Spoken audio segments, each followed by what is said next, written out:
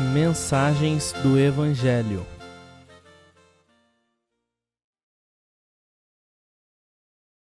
Anciãos, presbíteros, bispos e guias.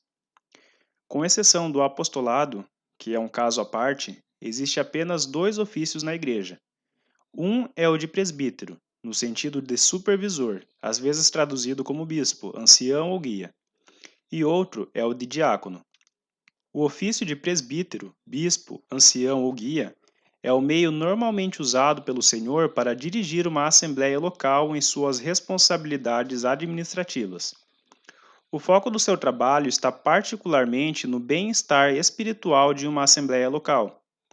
As palavras usadas nas epístolas para os que atuam neste ofício são presbíteros, anciãos e guias, ou líderes, pastores, dirigentes ou condutores, dependendo da tradução. Todas estas palavras podem ser usadas de forma intercambível para designar o mesmo ofício. Compare Atos, capítulo 20, verso 17, com capítulo 20, verso 28. Tito, capítulo 1, verso 5, com capítulo 1, verso 7. E 1 Pedro, capítulo 5, verso 1 ao 2, com capítulo 5, verso 5. Os termos anciãos, do grego presbuteroi, descreve a maturidade e experiência, qualidades que deveriam ser a marca daqueles que ocupam tal ofício. A palavra se refere-se àqueles de mais idade. Todavia, nem todos os homens mais velhos na Assembleia necessariamente atuam nessa posição de liderança responsável. 1 Timóteo, capítulo 5, verso 1, Tito, capítulo 2, verso 2. A razão é que nem todos podem ter a experiência, o exercício e ainda as qualificações morais necessárias. 1 Timóteo, capítulo 3, verso 1 ao 7, Tito, capítulo 1, verso 6 ao 9. O termo bispos, grego episkopoi, descreve o trabalho de supervisão que eles executam, ou seja, sua função é pastorear o rebanho. 1 Pedro, capítulo 5, verso 2, Atos, capítulo 20, verso 28. Zelando por suas almas, Hebreus, capítulo 13, verso 17. Admoestando, 1 Tessalonicenses, capítulo 5, verso 13, etc. O termo guias ou líderes, grego egalmenos, descreve o trabalho de liderança que eles devem efetuar na assembleia local. Ao se referir às pessoas que ocupam essa posição, as Escrituras usam expressões como os que trabalham entre vós e que presidem sobre vós no Senhor, e vos admoestam. Tessalonicenses, capítulo 5, verso 12 ao 13, Hebreus 13, 7, 17, 24, 1 Coríntios, capítulo 16, verso 15 a 18, 1 Timóteo, capítulo 5, verso 17. Repare que são os que trabalham, que presidem, e não o que trabalha, que preside. Sempre que eles são citados na função em que atuam, é usada a forma plural. Às vezes, eles podem ser citados no singular, quando o assunto for o caráter pessoal de cada um. 1 Timóteo, capítulo 3, verso 1 ao 7. Mas quando se trata do trabalho que efetuam, a forma é sempre plural. Isto demonstra que, em condições normais, esses trabalhos não é para ser efetuado por um só homem. Deus tem o cuidado de prover para que exista mais de um ancião atuando numa assembleia local, para que nenhum indivíduo tente se levantar e presidir sobre a assembleia. É triste admitir, mas este cuidado nem sempre é respeitado e às vezes indivíduos acabam se levantando e contaminando suas assembleias locais. Atos capítulo 20, verso 30. Algumas traduções, como a citada acima, trazem presidem sobre vós no Senhor. 1 Tessalonicenses capítulo 5, verso 12. O que pode dar a ideia de que estes homens estariam acima do rebanho de Deus. Todavia, isto não é correto.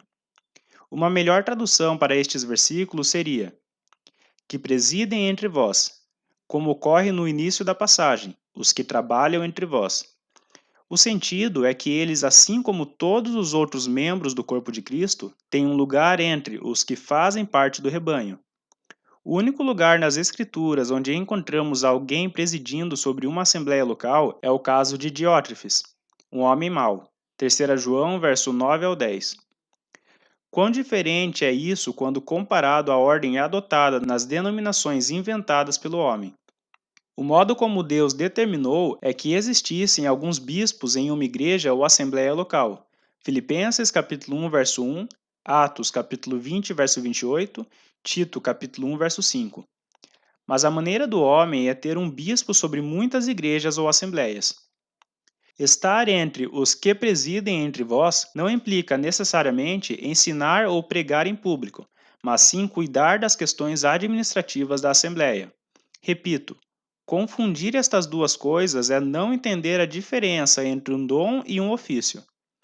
Todavia, estes homens devem ser aptos para ensinar.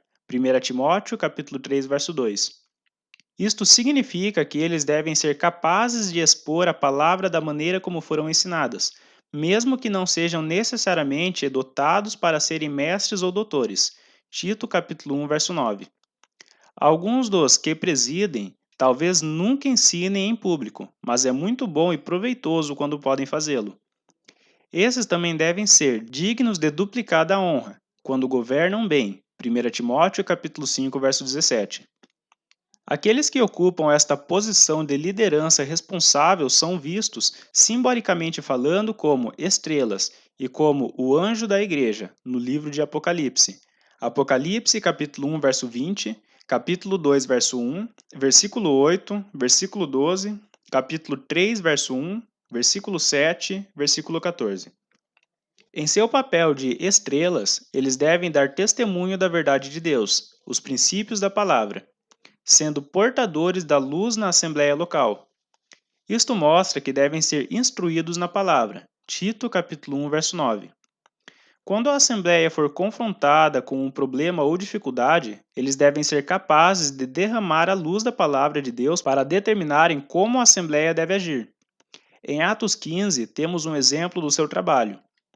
Depois de ouvirem falar de um problema que estava atribulando a assembleia, Pedro e Tiago, fazendo seu papel de estrelas, derramaram luz sobre o assunto. Tiago aplicou um princípio tirado da palavra de Deus, e então deu o seu parecer quanto ao que ele acreditava que o Senhor gostaria que eles fizessem. Atos capítulo 15, verso 15 ao 21. Em seu papel de anjo da igreja, os mesmos que ocupam esse lugar de responsabilidade agem como mensageiros, a fim de apresentarem a vontade de Deus na Assembleia, no desempenho das decisões que são tomadas. Isto também é ilustrado em Atos 15.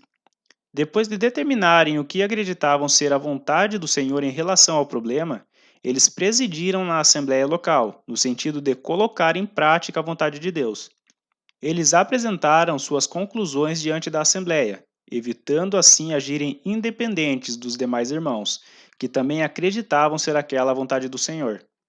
Em seguida, foi enviada uma carta aos irmãos de Antioquia, a fim de notificar os irmãos ali acerca de como o problema tinha sido resolvido.